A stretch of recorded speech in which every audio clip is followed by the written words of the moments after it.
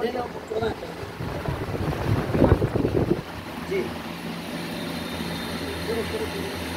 मिट्टी के इंजीन उसका 8 बार 5 इजाज से होता जाता है और जब वो दूसरे दिन दूध देता है एक सुबह उसके पास आया और उसकी मिन्नत करके कहा, ऐ खुदावन मेरा खादिम खालिद का हमारा घर में पड़ा है और नहायत तकलीफ। उसने उससे कहा मैं आता हूँ तुम्हें शिफा दूंगा।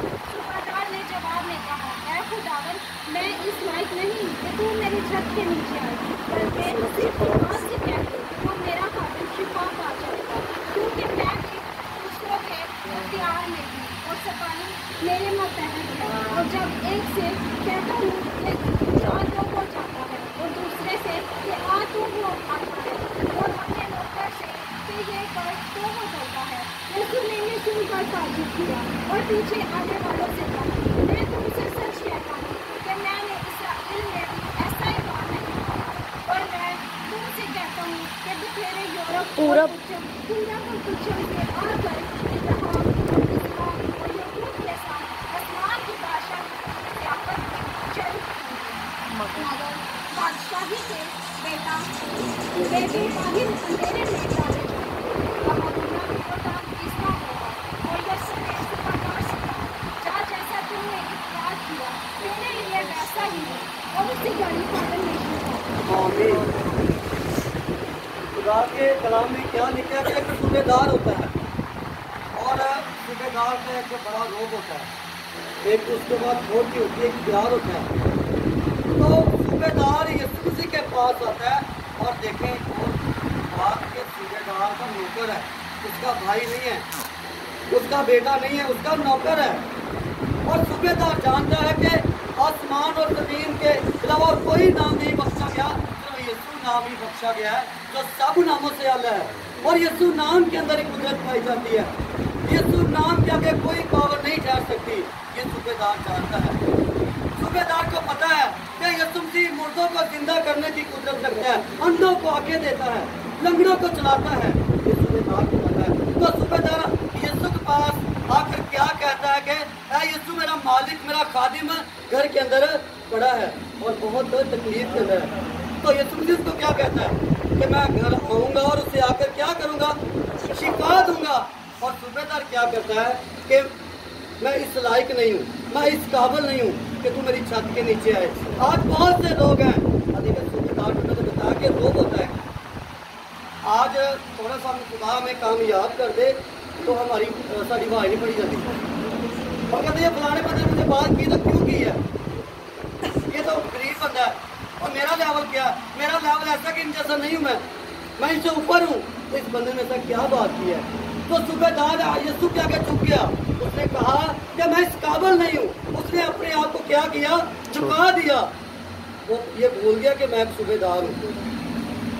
कितने लोग उसकी इज्जत करते होंगे, कितनी उसकी इज्जत होगी, लेकिन वो क्या कहता कि खुदावन मैं इस काबिल नहीं हूँ कि तू मेरी छत के नीचे आए। उसका देखे ईमान तू कह रहा हूँ, तू यहीं से कह दे तो मेरा क्या होगा, मेरा खात्मा शिफा पा जाएगा। तो आज हमें इस चीज पर गौर करना है, क्या हमारा ईमान सूबेदार की तरह है? क्या हम ऐसा चाहते हैं? सूबेदार का वो पहले बता के भाई नहीं, उसका दिल देखें, उसके दिल के अंदर कितनी मोहब्बत है, दूसरों के लिए तड़प है। अगर वो चाहता भी है ना कोई हमें कहने तो को मार भी जाए तो कड़ी गल, या एक को मैं घर भेज देता हूँ छुट्टी पे, ऐसा कर सकता। सूबेदार है, उसका एक रोब है, लेकिन उसने क्या कहा कि खुदावन मैं इस काबिल नहीं हूँ तो मेरी छत के नीचे आए। और यीशु के पास आ कहता है कि खुदावन मेरा खादिम क्या है, फालिज का हमारा घर में पड़ा हुआ है। तो आज अगर हमारा कोई भाई बीमार हो जाए, हमारी बहन बीमार हो जाए, तो हम उससे दवाई लेके ना वो दूर की बात है, हम उनका हाल ही नहीं पूछते कि साढ़े को पलटी ना पै जाए, तो सब थोड़े पैसे देने ना पै जाए। तो कलाम का जो भलाई करना जानता है नहीं करता, वो क्या करता है, गुनाह करता है। आज खुदा ने आपको बरकत दी है, वो हमें क्या है, दूसरों के लिए बरकत का वसीला बनना है, तरक्की का वसीला बनना है, सरफराजी का वसीला बनना है। तो क्या आज हमें सोचना है क्या हम बरकत का वसीला बन रहे हैं लोगों के लिए? तो आज मेरा क्या मैसेज है कि ईमान पहाड़ों को ईमान देखे। वो कह रहा कि खुदा अगर तू यहीं से कह दे तो मेरा कदम शिफा पा जाएगा। देखिए उसका ईमान। अगर आज दुआ कराना खादम को दुआ कर दूंगा, मुझे दुआ कदम की दुआ कर रहे हैं कि खुदा मेरा हाथ पीछे तेरा की हाथ लगे हुए, तो असी की करने इतों भी दुआ करा ली। वो अगे आया उनके के भी सिर डाल देना, भाई साहब मेरे वास्ते दुआ करो। कोई और खादम आ गया उनके के क्या कि ईमान नहीं है। तो आज मैसेज क्या है कि ईमान पहाड़ों को हटा देता है। अगर कलाम में लिखा है कि खुदा ने आपके लफ्ज़ों के अंदर पावर रखी है, अथॉरिटी रखी है, इख्तियार रखा है। खुदा ने किसको चुना है? हम सबको चुना है। कलाम में लिखा है कि तुम बुले। तो क्या आज कोई दुआ की बड़ी मीटिंग हो रही है ना, कोई चीज़ जो मसला होता है वो टूट हो वो जगह खाली होगी, पता कोई है कोई नहीं। आप देखिए कि आप किसके बच्चे हैं। यीशु ने आपको प्यार दिया। आज हम किस वजह से, आज हमने सोचना हम किस वजह से मुकाम हो रहे हैं, हमारे अंदर क्या गलती है? क्या हम खुदा के कलाम के मुताबिक चल रहे हैं? कलाम में लिखा तेरे माँ बाप बहन भाई तुझे छोड़ जाएंगे लेकिन मैं तुझे ना छोड़ूंगा। तो आज हम नाकाम क्यों हैं? हम जिस काम के अंदर हाथ डालते हैं हमें नाकामी होती है। बाद में हम कहते हैं खुदा उनकी मर्जी है। खुदा ऐसा चाहता है, खुदा किसी की हलाकत नहीं चाहता। खुदा चाहता है कि सबकी तौबा तक नौबत पहुंचे। यीशु मसीह ने इस दुनिया के अंदर आकर हमें सबूत दिया।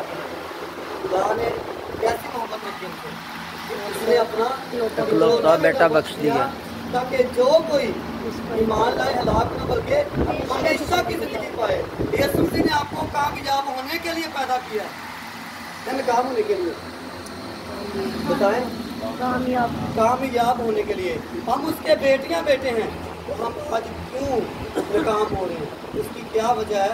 हम कलाम के मुताबिक अपनी ज़िंदगी को बसर नहीं कर रहे।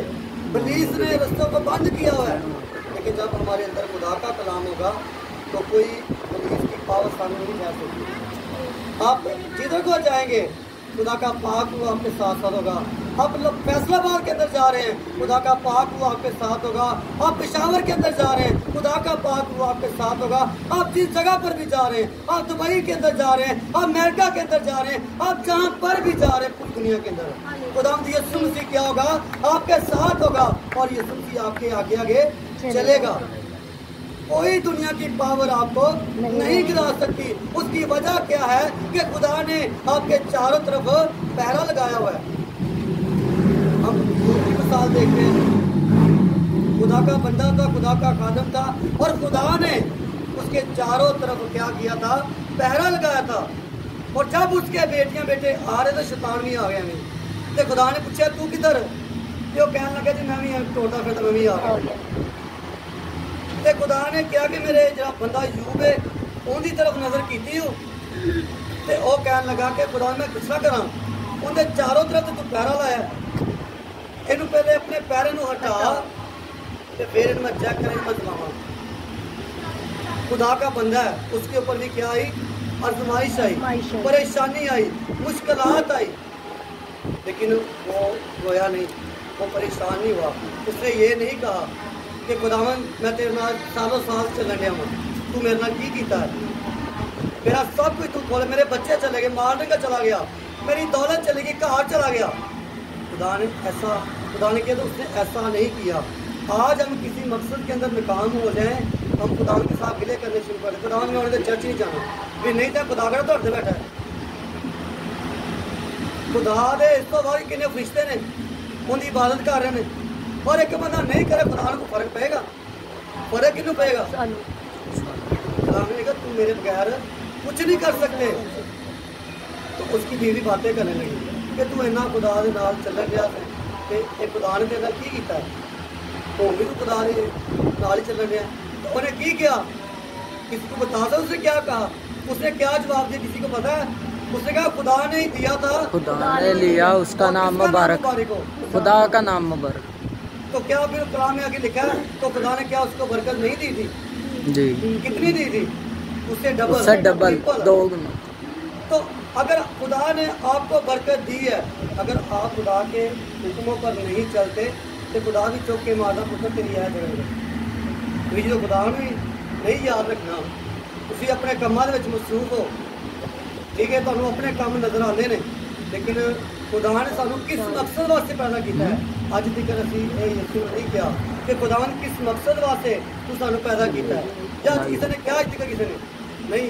असीं दुनिया के कामां 'च लगे, असीं बच्चों दे विच लगे। अच्छी गल, बच्चों नूं इज्जत देनी चाहिए, प्यार को खुदा ने तुहानूं करे, लेकिन कलाम लिखा जो कोई अपने माँ बाप को, बहनों भाइयों को ज़्यादा मुझसे अजीज रखता वो मेरे लायक नहीं है, और जो अपने बच्चों को मुझसे ज़्यादा अजीज रखता मेरे लायक नहीं है।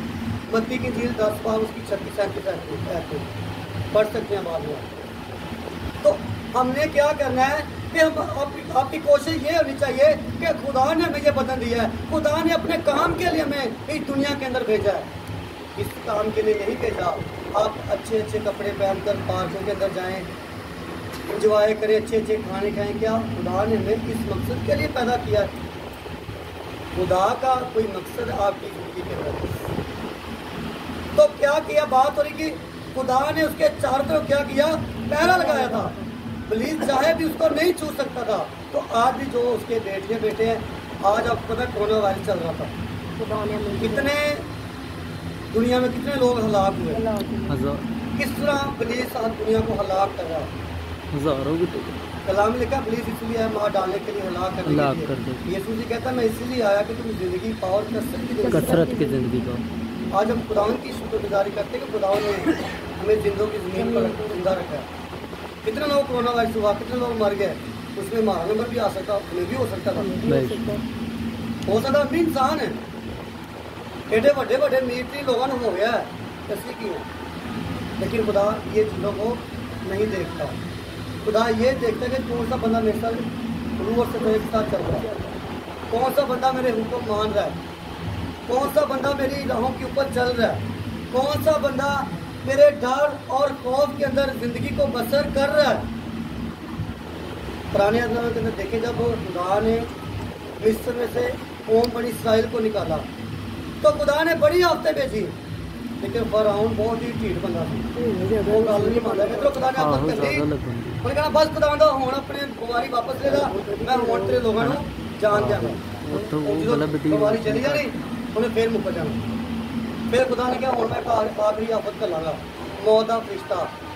तो जो खुदा के लोग सी, खुदा ने कहा कि बर्रा ज़बह करो, उनका खून है कि जो मेरे लोग ने उन्होंने चौखा दे लगा दो, ताकि जो मौत का फरिश्ता आए ताकि वो चौकट छड़ के उस घाव में छड़ के अगे चला जाए। तो कलाम च लिखा जो उनके लोग सी, जो मौत का फरिश्ता आया तो जी चौकट पर खून लगा वो चढ़ के अगे चलाई रही। फरिश्ता ये नहीं देखता था कि अंदर गुनहगार बंदा है, या जो जैसा भी है, खुदा ये नहीं देखता था। फरिश्ता वो ये नहीं देखता अंदर रास्तबाज है, अंदर गुनहगार है, वो ये नहीं देखता था। सिर्फ इतना देखता खून लगा है या नहीं लगा। अगर लगा है तो उससे आगे चलाएगा, नहीं तो उसको हलाक कर देता था। अगर खुदा दौलत को देखता तो फ़िरौन कितना मिलिट्री था, उसका खुद का बेटा मर गया, उसका खुद का बेटा मर गया। तो आज अभी भी कोरोना खत्म नहीं हुआ, चल रहा भी, ये नहीं कि बस वो डर हो गया, नहीं, अभी है कोरोना। लेकिन जिनके बदनों के अंदर यीशु का खून होगा, उसको कोरोना उसका बाप भी उसको छू सकता। जिस तरह चौकटों पर बर्रे का खून लगाया था ना, उसी तरह जिसके बदन के ऊपर यीशु का खून होगा, आपको नहीं होगा, क्योंकि आपको यीशु का खून है, उसका ब्लड है। उसने आपके लिए कब 40 कोरे खाए, किसके लिए खाए? हमारे लिए खाए हैं, ताकि हम हलाक न बल्कि हमेशा की जिंदगी पाएं। तो आज हमें अपनी जिंदगी पर गौर करना है कि हम कहाँ पर गलती कर रहे हैं। हमें नहीं पता कि हमने सुबह देखनी है या नहीं देखनी। क्या किसी को पता, को बता सकता है? नहीं बता सकता। उसके क्या है कि हमने आज तौबा करनी है अपने लोगों से। अगर आप किसी मकसद के अंदर नाकाम हो रहे हैं तो आप देखिए, आप दुआ के अंदर ठहरे कि खुदा ने किस वजह से मैं नाकाम हो रहा हूँ, कि तूने मुझे नाकाम होने के लिए पैदा नहीं किया। उसके बाद या खुदा ने कहा ये कि भी आप नाकाम हो।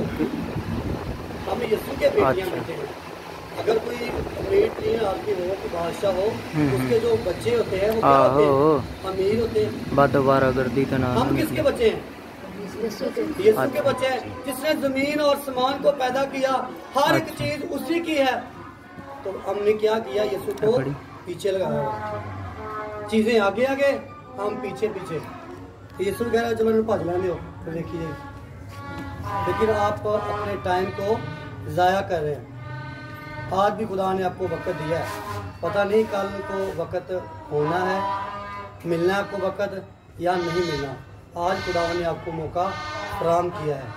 जो भी गलतियां हम नहीं जानते, आपके बहन भाई नहीं जानते कि आपके अंदर कैसे काम है, लेकिन मैं एक चीज़ बता दूं, खुदा ने आपके ऊपर कैमरा फिट किया है।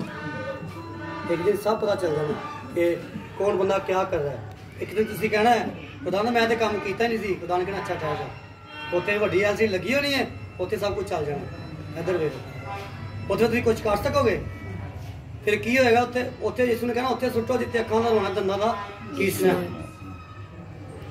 तो क्या है कि जो कुछ भी आप करते हो ईमान के साथ करें, अथॉरिटी के साथ करें, इख्तियार के अंदर करें। आप जो काम करें आप कहें खुदावंद प्लीज मुझे नाकाम नहीं कर सकता, क्योंकि मैं तेरा बेटा हूँ। किसका बेटा हूँ? यीशु के। हम किसके बच्चे हैं? यीशु के बच्चे हैं। तो हमने ईमान, आज मैसेज क्या, टॉपिक क्या है कि ईमान पहाड़ों को हटा दे। देखिए सूबेदार का, देखिए ईमान यीशु मसीह कह रहा खुद। एक आज इतने बड़े बड़े खादम, अगर कोई खादम कह रहे मैंने आज तुम्हारे घर जाना है, हम बड़े खुश होते हैं। देखो यीशु, देखो यीशु खुद कह दिया मैं तेरे घर आके तेरे खादम में शिफा दवाऊंगा। तो वो ही कह दिया कि खुदा मैं इस लायक नहीं हूँ कि तू मेरी छत दे थले आए, बल्कि तू यहीं से कह दे तो मेरा खादिम शिफा पा जाएगा। तो आज आप जिससे भी नाराज हैं, जो भी आपके अंदर किसी के लिए नफरत है, वो आज में ज़रूरत है कि हम उसको निकालें। आपकी पुलिस ने बरकतें रोकी हुई हैं, खुदा आपको बरकत देना चाहता है, खुदा आपको अच्छा फ्रूट देना चाहता है। कलाम में लिखा अगर तुम राजी और फर्मा बरदार हो तो जमीन के अच्छे अच्छे फल खाओगे। खुदा हमें अच्छी गाड़ी देना चाहता है, खुदा हमें अच्छा घर देना चाहता है, पर क्या है कि हम लेना ही नहीं चाहते। किस वजह से? क्योंकि हम वफादारी के अंदर नहीं चल रहे। हम ना अपने खादमों की वफादारी कर रहे हैं, ना अपने माँ बाप की वफादारी कर रहे हैं, ना बहन भाइयों के, ना खुदा यीशु मसीह की वफादारी कर रहे हैं। तो फिर बरकत कहाँ से आएगी? बरकत ऐसे मिलेगी? जीरो बरकत। अगर हम कहें कि उनका हमने दुआ की थी यार पता नहीं काम होना कि नहीं होना, चलो कोई नहीं, फिर असी अगली ऑप्शन पहले तैयार की थी, चल यार अगर ये काम नहीं होगा चल कोई नहीं, ये ऑप्शन साढ़े को है। लेकिन मैं बताना चाहता हूँ कि आज के बाद इस ऑप्शन को भी खत्म करें। इख्तियार रखें। खुदा ने आपको इख्तियार दिया है, खुदा ने आपके लफ्जों के अंदर पावर रखी है, अथॉरिटी रखी है। कलाम में क्या लिखा? अगर तेरा ईमान राई के दाने के बराबर भी होगा, इतना भी होगा, तो क्या कहे तो क्या होगा? अगर तू पहाड़ को भी कहे कि समंदर में जाके तो तेरा कहना मानेगा। देखिए ईमान की इतनी वैल्यू है। तो कलाम में लिखा है खुदा को बगैर ईमान के पसंद आना नामुमकिन। कितने चाहते हैं खुदा आपको पसंद करे? सारे। तो यही शर्त रखी है कि ईमान के किसी और के, किसी इंसान के ऊपर ईमान नहीं रखना, किसी खादम के ऊपर नहीं रखना। ठीक है, खुदा के एक खादम है, उसके चुने हुए लोग हैं। लेकिन सबसे पहले खादम क्या कहता है कि खुदा मेरा हाथ में किसका हाथ बढ़े? तेरा हाथ बढ़े। तेरा हाथ बढ़े। तो जब खादम कह रहा तो किसका हाथ बढ़ता है? खुदा का। तो फिर खुदा वहाँ पर मौजूद है। लेकिन क्या जब आप ईमान रखेंगे, बगैर ईमान के खुदा को पसंद आना नामुमकिन है। जब आपका ईमान ही नहीं होगा तो फिर कैसे? खुदा तो दुआ कर रहा है। जब आपका ईमान नहीं है, आपका ईमान ये है कि मैं फलाने बंदे के पास जाऊंगा मेरा वहां पर काम हो जाएगा, नहीं करना खुदा नहीं है। लेकिन कैसे करना? खादम के जरिए से करना है। पहले खुदा उनके नबी थे, आज खुदा के खादिम है जिनको खुदा इस्तेमाल कर रहा है। तो इसी तरह कोई भी काम करना है, कलाम में लिखा काम या कलाम जो कुछ भी करते हो खुदावंद यीशु के नाम से करो और उसी के वसीले से क्या करो? उसकी शुक्रगुजारी करो। आज हम कहते हैं कि हमारा काम होगा, हमने ये काम खुदा को कहा था, अगर हमारा ये काम होगा तो फिर हम खुदावंद की शुक्रगुजारी करेंगे। नहीं, ऐसा नहीं करना। अगर ਤੁਹਾਡੇ ਘਰ ਦੇ ਚਾਟਾ नहीं है खुदा दी शुक्रगुजारी करो। खुदावंद आज मट्टी खाली है, कुछ भी नहीं है, ਤੁਹਾਡੀ जेब च पैसा एक भी नहीं खाली है। खुदावंद जेब खाली करके वाहो, खुदावंद जेब मेरी खाली है, खुदावंद तेरी शुक्रगुजारी करता हूँ मैं। तो कलाम में लिखा है कि जो थोड़े में दयानतदार है मैं उसकी बहुत सी चीजों का मुख्तार बनाऊंगा। खुदा ने कहा है, कलाम में लिखा है कि जो कलाम में लिखा वो झूठ हो सकता है। कलाम में लिखा जमीन समान तो टल जाए, हर बात के अंदर खुदावंद की शुक्रगुजारी करनी है। और आपकी जिंदगी के अंदर से आपके ये बदन किसका है? खुदा ये यीशु ने आपको बदल दिया। यीशु का कलाम में लिखा तुम खुदा का मक़दस हो, खुदा का रूह तुझ में बसा है। अगर ये बदन के अंदर यीशु बसा हुआ है, ये यीशु की अकल तो बीमारी भी क्यों है? इसकी वजह ये है कि हमने शैतान को भी वेलकम किया हुआ है कि हमारे बदन के अंदर आ। जब यीशु से कह रहा है कि तुम खुदा का मक़दस हो, खुदा का रूह तुझ में बसा है, तो फिर बिलीफ का तो कोई काम नहीं है, किसी बीमारी का कोई काम नहीं है आपके बदन के अंदर। उसकी वजह ये है, इस वजह से है कि आपने कलाम के ऊपर अमल नहीं किया। आप खुदावंद के हुक्मों पर नहीं चल रहे। आप कह रहे हैं कि हमारी मर्जी पूरी हो। ये नहीं, खुदावंद हमारी मर्जी नहीं, तेरी मर्जी। यीशु मसीह सलीब के ऊपर था और कितने उसके ऊपर मुश्किलात हैं, कोड़े लग रहे हैं, कील ठोके गए, लेकिन खुदावंद यीशु मसीह अगर चाहता तो फरिश्तों को बुला सकता था। उसकी हेल्प के लिए कितने फरिश्ते आ सकते थे। अगर मैं कहता हूँ वो ऐसी पावर यीशु मसीह के पास, अगर वो किसी ना भी किसी को बुलाए वो खुद भी उतर सकता था। इतनी यीशु मसीह के अंदर पावर है, उसको किसी की जरूरत नहीं। लेकिन यीशु मसीह ने क्या कहा? खुदावंद अगर तू चाहे तो ये प्याला मुझसे टल जाए, लेकिन मेरी मर्जी नहीं, किसकी मर्जी पूरी हो? तेरी मर्जी। तो आज हम कहते हैं हमारी मर्जी पूरी हो। देखिए, अगर आप यीशु मसीह की सिंपल सी बात है, अगर आपकी मर्जी कोई भी है तो जब आप यीशु की मर्जी को पूरा करें, क्या यीशु मसीह आपकी मर्जी को पूरा नहीं करेगा? करेगा।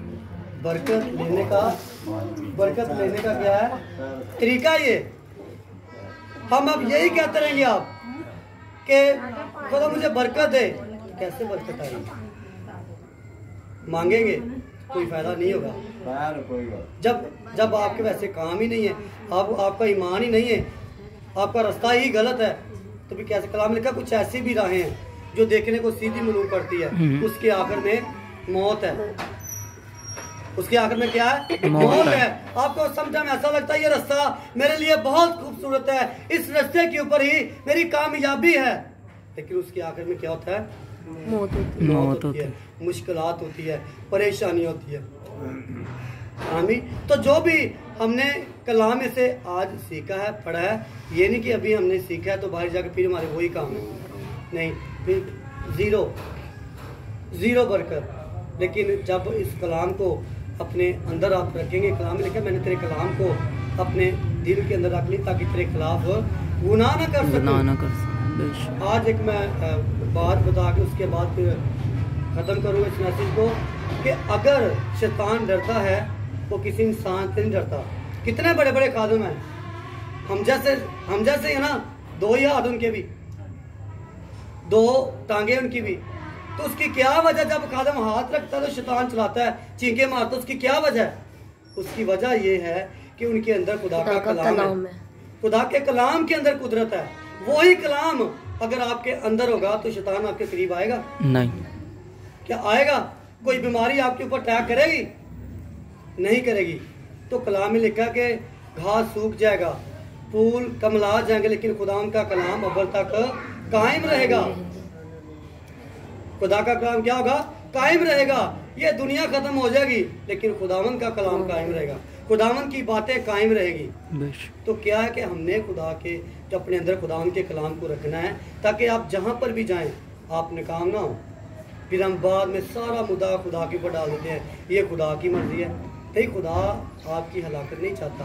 खुदा चाहता है कि जिस काम के अंदर आप हाथ डालो आप फतह पाओ, गलबा पाओ। लेकिन अगर हम नाकाम हो रहे तो आप देखें कि खुदा ने मैं कौन सी गलती कर रहा हूँ, मुझे मुआफ कर। कलाम में लिखा कि बातों बातों में खुदा के रूह को रजीदा ना करो। हम पूरा दिन बातें करते हैं तो समझ में ऐसी बात करते हैं कि खुदा का रूह रजीदा हो जाता है। हम एक दूसरे की चुगलियां करते हैं कि फलानी बहन ठीक नहीं है, क्या चुगली करना खुदा को पसंद है? नहीं। कलाम में लिखा तजर्बा से मालूम करो कि खुदा उनको क्या पसंद है। हमने तजर्बा से मालूम करना है कि कौन सी बात खुदा को पसंद है और कौन सी नहीं है। तो जो अच्छी बातें हैं उनको अपनी जिंदगी के अंदर अप्लाई करना है और जो बुरी चीजें उनको साइड पे कर देना है। देखना कौन आपकी बरकत को रोकता है, आप खूब कामयाब होंगे। आमीन आमीन। दुआ करेंगे। खुदा बाप, खुदा बेटे, खुदावंद यीशु के नाम में खुदावंद तेरी शुक्रगुजारी करता हूं। खुदावंद जो भी खुदावंद तूने खुदावंद अपने खादम के वसीला से अपने लोगों से तूने कलाम किया है खुदावंद, तेरे कलाम में लिखा तो अपने फरिश्तों को हवाएं बनाकर इस्तेमाल करता है, अपने खादमों को आग का शोला बनाकर इस्तेमाल करता है। खुदा तेरे कलाम में लिखा जिस घर में जाओ उस घर की खैर और सलामती चाहो। इस घर के लिए मैं तेरी बरकत चाहता, तेरी हिकमत दनाई को मांगता। खुदा जो भी इब्लीस ने इनके रस्तों को बंद किया है, मैं यीशु के नाम में इनके रस्तों को खोल तो मेरे पाप खुदा, खोल तो मेरे पाप खुदा, ताकि तेरे बेटियां बेटे तुझ में बढ़ते तरक्की करते जाए।